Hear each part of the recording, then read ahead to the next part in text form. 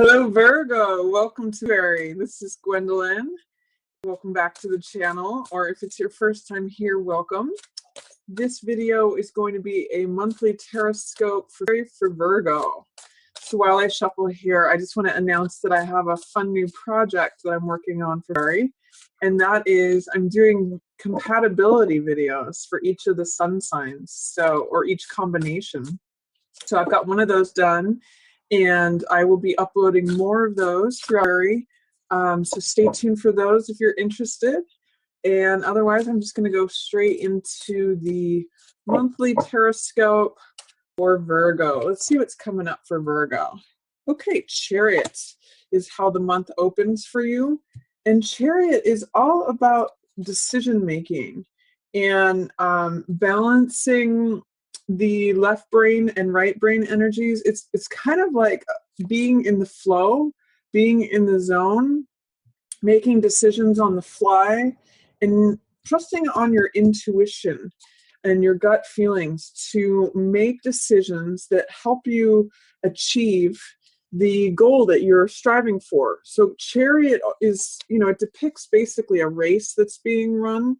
It's not against anyone else. It's just with yourself. It's like achieving goals, and it's going in a certain direction. So the themes of Chariot are victory, dominance, control, mastery.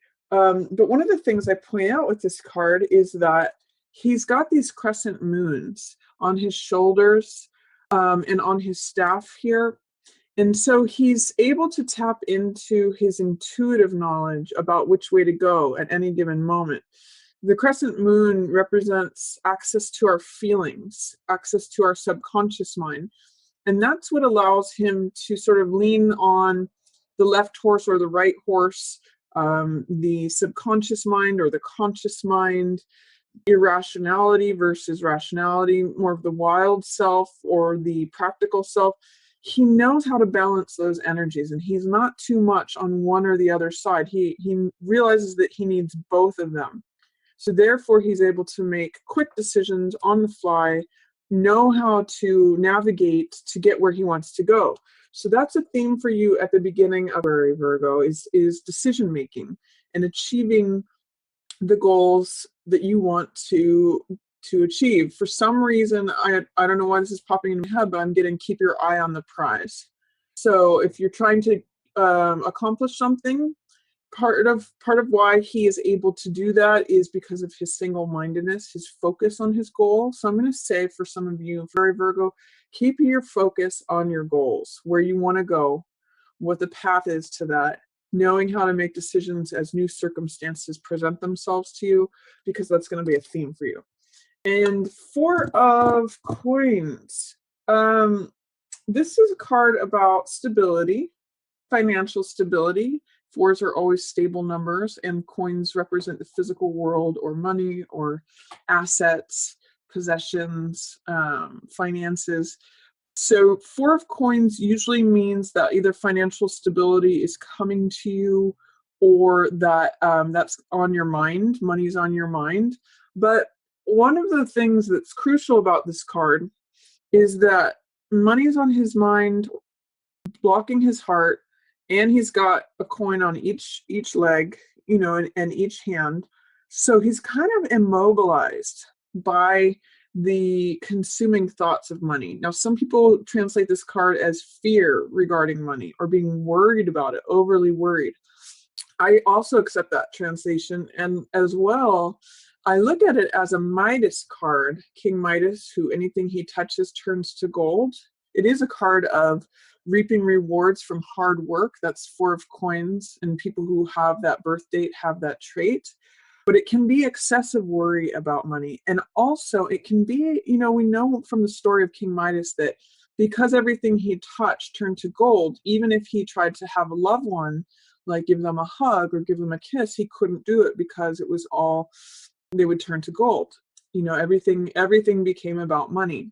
So one of the things I usually point out with this card is that he's blocking his heart, and nothing, he can't think about anything else because money's on his mind. So what I also point out with this card is that when you have a closed fist, when you're trying to hold on to something so desperately because you're fearful of letting it go, you can't receive anything else. This is very fear-based energy. If you open your hand and loosen your grip, you're able to receive more. You're able to put yourself in a receiving position. Likewise, if you've got, like, say you imagine you have a stick of butter in your hand, if you try to hold on to it as tight as you can, it all just actually will squeeze out of your fingers.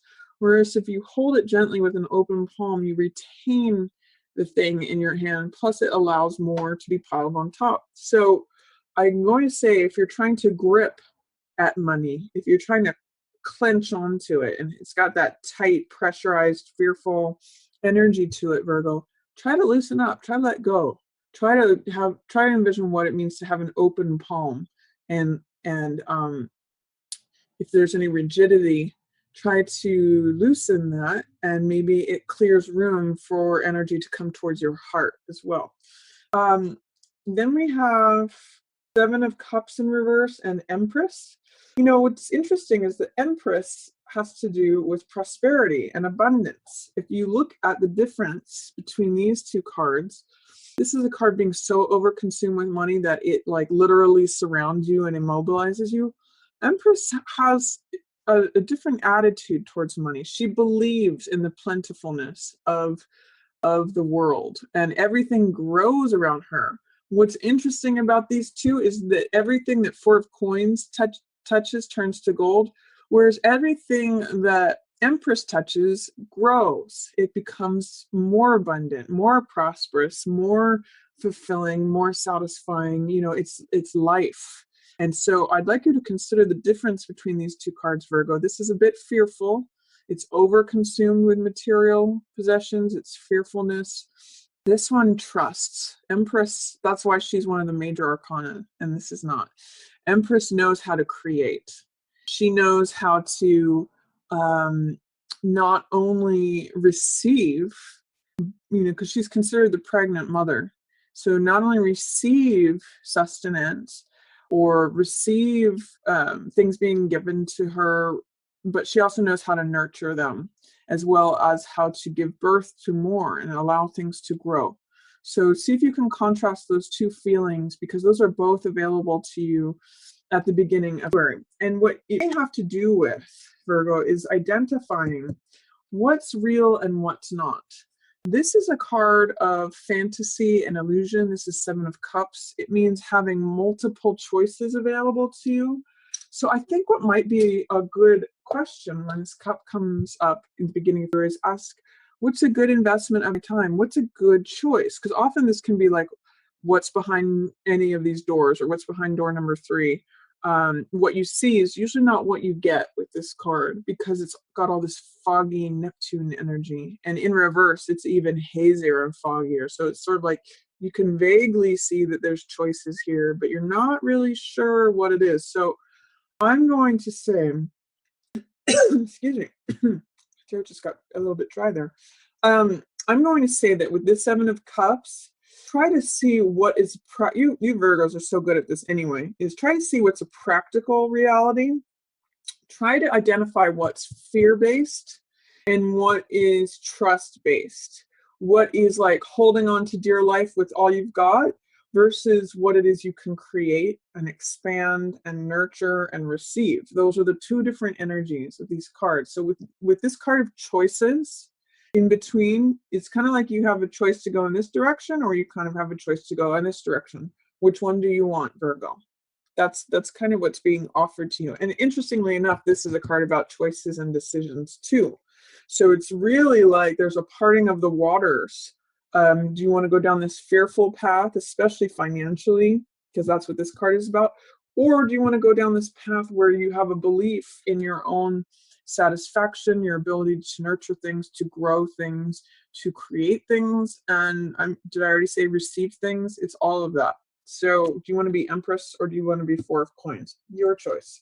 And identifying, taking a hard, cold look at your decisions will help you make that decision, help you identify which thing will lead you in which direction. Because another thing is with this card, this can often be a card of false things not being what they seem. So like I'll call this, I sometimes call this Las Vegas, where you gamble things or trade things away, or you think, oh, this is sort of like a get rich quick scheme kind of thing. It can be where you want to just take an extra moment to really research and really be thorough about what your choices are, because it's sort of saying things not necessarily be what they seem. So make a decision whether you're gonna like try to gamble with something because you're so fearful, or if you're going to like nurture and grow things over time.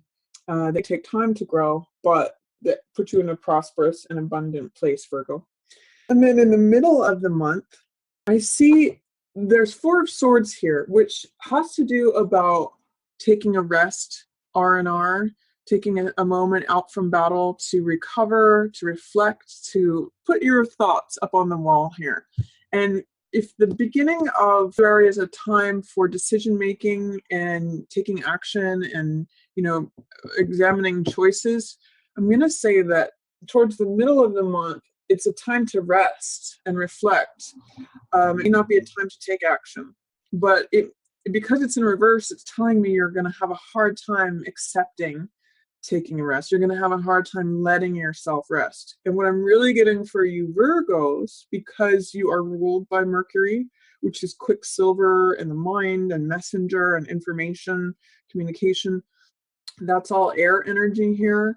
It's going to be hard for you to put your mind at rest, but that's really what you will need at the middle of Virgo. You'll need to put your mind at rest. So for some of you, a retreat or a sanctuary, even something as simple as meditation or just taking a nap during the day, is going to be good for you Virgos to settle your mind. Because there is something that is challenging your strength, your patience, your fortitude, your endurance here also in the middle of the month. There's someone, this card is called risky behavior, or putting your mouth in the, putting your head in the tiger's mouth is Seven of Swords. You can see here that he's like running away with five of these swords. It's very me behavior. It's very like, what can I do to get away with what I need? What can I do to cover my bases, even if I have to cut corners, even if I have to do criminality, even if it hurts anyone else, I don't care. I got mine covered. So whether this is you or someone in your environment, this is like a deal gone sour or someone trying to have an unfair advantage, Virgo. Funny, I'm picking up on this gambling theme. These are both 7 cards, and 7 is a spiritual number. So what I'm really getting, when we dismiss and avoid the spiritual, we see things on a superficial level. I'm going to really encourage you in the first 2 weeks to look at things for really what they are. There is a chance that superficiality can pull a fast one on you. If there's something that's presenting itself as a very attractive choice, it may end up being this. You might find out at the middle of the month. So this is why this is in reverse, and it's saying, take a good hard look. Again, when this is in the upright position, it's like things are not what they appear to be. In the reverse, it's even more covered and hidden. So really examine your choices at the beginning of the month, Virgo, because I'm seeing the 7 show up again, and it's going to try your patience. This is Strength, which is a card of, again, patience, fortitude, endurance, strength. And this card has to do with softness. It's not hard control like this. You'll see that these follow each other in the major arcana. This is card 7 and this is card 8. So she's a graduation. She's the next step of evolution from Chariot. Chariot knows how to control things through hard control of the mind. Strength knows how to control things through control with the heart, with softness. This is hardness. This is softness. This is victory, dominance. She's able to achieve magical results and fantastical things, taming of the beast. She opened the lion's jaws, not through strength, of force or will, but through strength of endurance, compassion, softness. So that's what's being challenged in the reverse position. That's what is being, you not have access to that, because see what's surrounding that is these 2 sevens cards. So again, I'm going to say any investment in superficiality or your choice towards that is going to drain your strength. So be aware of that. Be aware of not getting carried away with false promises, with things that are all that glitters is not gold, is what this says. So just be aware of that. Look at things twice, review contracts, really get to know someone before investing in them. It's just sort of like saying, do your homework, do your research. And then there's Hermit here too, which I'm connecting with this card. Like when this card runs away with all the riches, this one's left in the cold. Like literally, Hermit is left out in the cold. And the low side of this card, because it's in reverse, I'm reading it in reverse, is that sometimes it can feel isolating. Like no one understands me. Where are all friends? What's going on in the world? Where's the truth? Where's the way? Where's the path? But when a card shows up, whether in reverse or not, it means that its energy is available to you. So what Hermit is about is looking at the truth. And I'll say truth with a capital T. So he is a very disciplined person. He's got that personality of the disciple, someone who studies hard and looks at the truth, strips everything away that is excessive. It's almost the opposite of this card, as you can see. Like this promises riches, wealth, success, victory, triumph, love, castles in the air, all of this. But Hermit is almost the antidote to that. He says, no, what's true? What's real? What is, like, if I can boil it down to just one thing, what's the truth? So I'm really getting a sense, Virgo, with all of this, that there is something about looking into something to see what's the real option, what's the real truth, what is a superficial decision versus what is sustainable over time. Like Empress, the seasons are eternal with Empress. She is the queen of summer and spring, and everything grows under her. She is the mother that gives birth to the child that continues living. So it's not just like a quick thing, like 4 of coins, like, oh, I've got all money in the treasure chest and no one's ever going to touch it. There's aliveness here. There's life. There's vitality. So I'm going to say, don't let like, I'm kind of, I don't know why, but I'm kind of getting like the difference between eating candy bars and eating like a full 4-course meal. Like this might be the equivalent of the candy bars, and this might be the 4-course meal. So while one may sustain you in the short term, you might have to think about long-term things and not just what's attractive and what things appear to be on the surface. That's kind of what I'm getting for you with these cards. Because it's going to challenge your strength. I kind of get like your patience is being tried here. That's why this rest and relaxation is going to be so necessary for you, to like just get to a calm, reflective, peaceful, recharged place.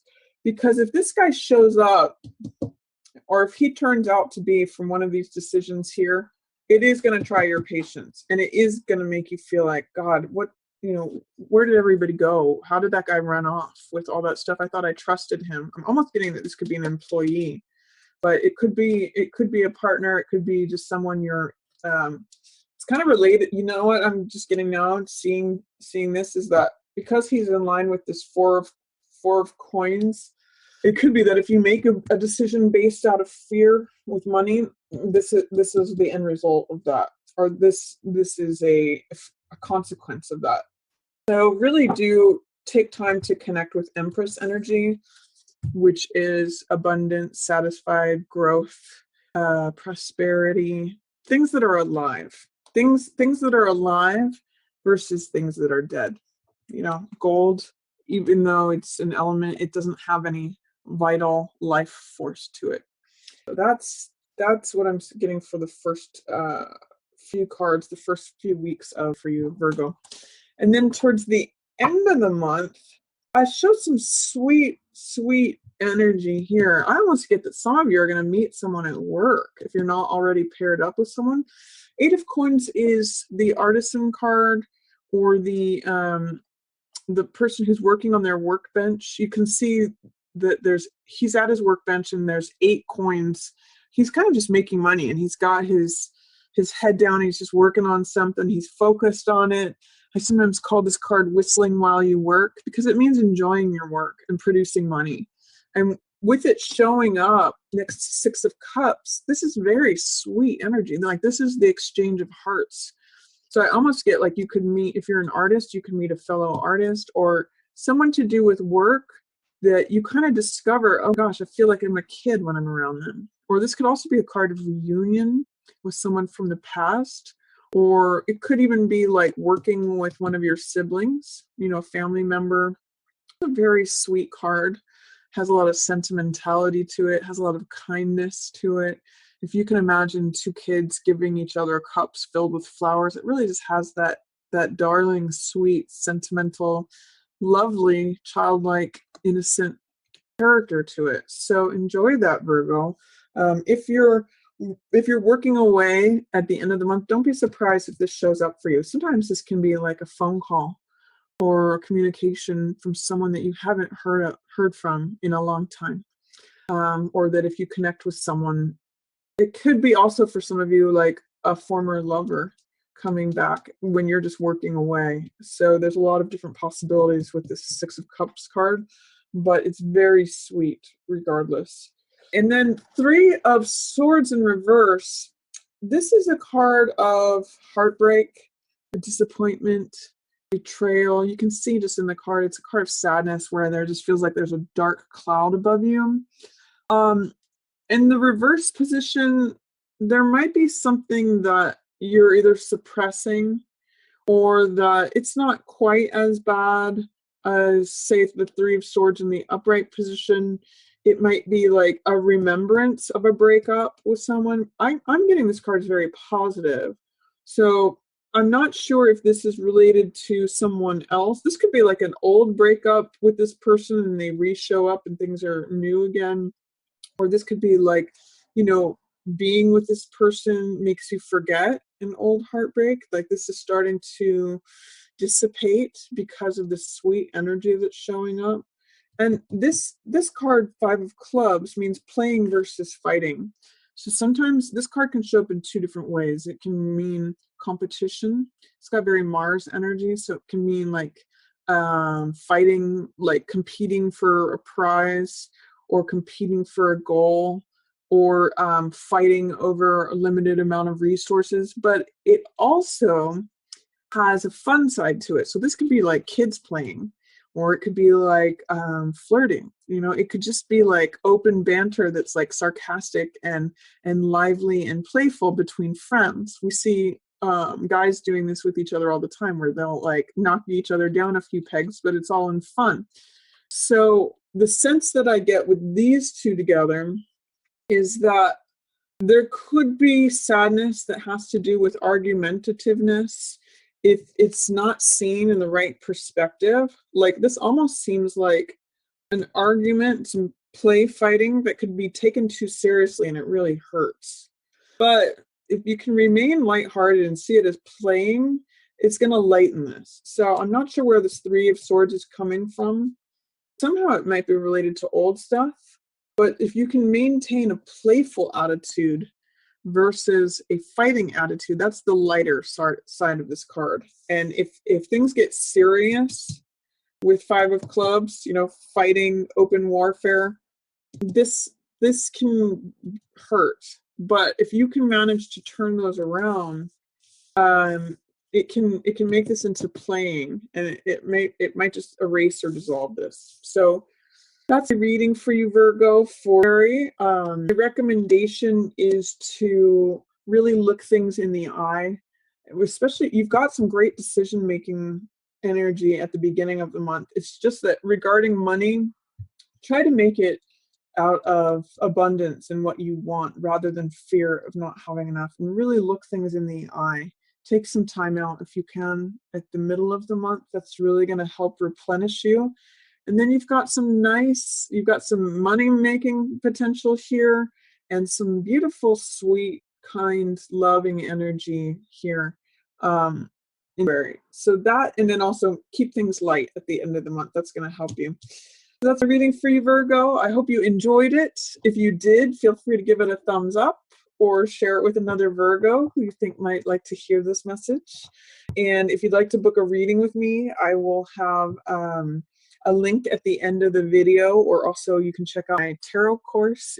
I'll have a link to the website for either of those. And as always, I just want to thank everyone so much for watching. Yours in the stars.